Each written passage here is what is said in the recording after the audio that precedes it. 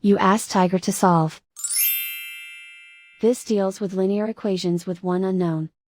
The final result is x equals -15. Let's solve it step by step. Group all x terms on the left side of the equation. Subtract 3x from both sides. Group like terms. Simplify the arithmetic.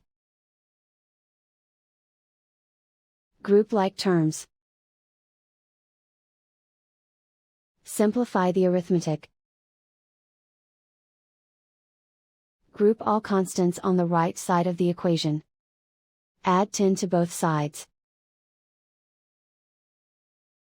Simplify the arithmetic.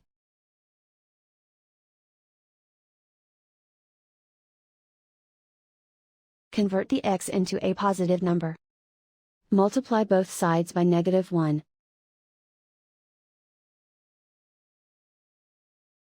Remove the ones.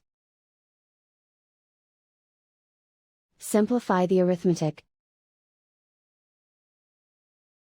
And so the final result is x equals -15.